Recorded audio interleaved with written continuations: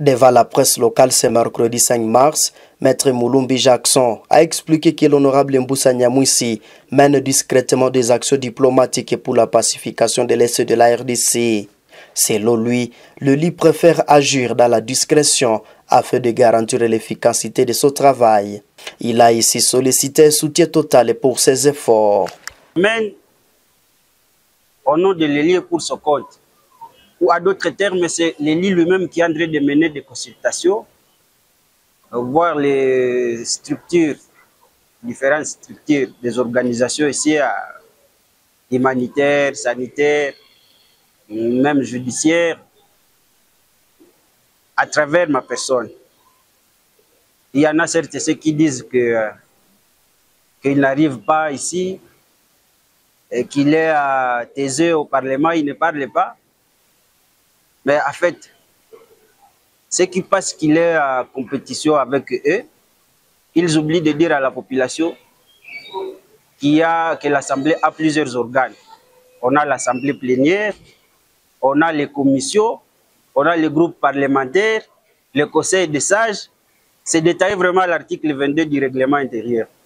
Et Mzee Mboussa Nyamwisi, il intervient dans les commissions parlementaires et le plus souvent dans les commissions sécuritaires parce que ce sont les commissions où la personne ne peut pas commencer à avoir une incontinence verbale au risque de mettre dehors les secrets de face.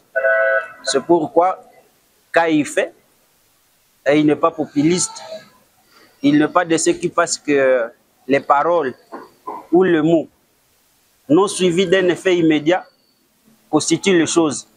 Parce que les paroles et le mot qui ne sont pas suivis directement d'un effet immédiat, ce sont des mots en fait qui sont perdus.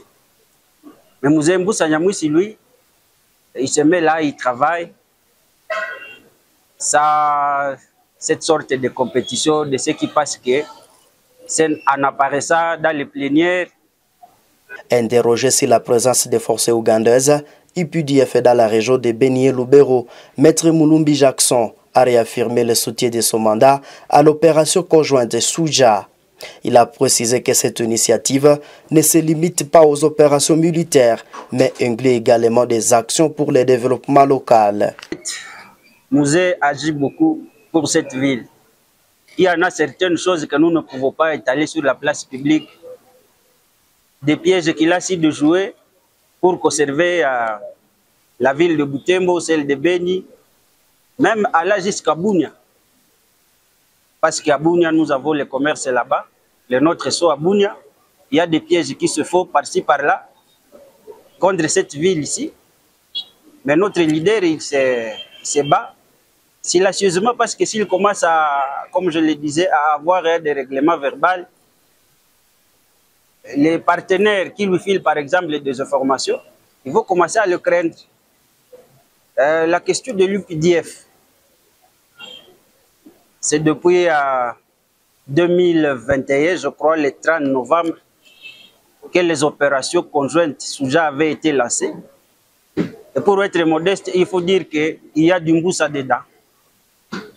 Ça, c'est pour être modeste.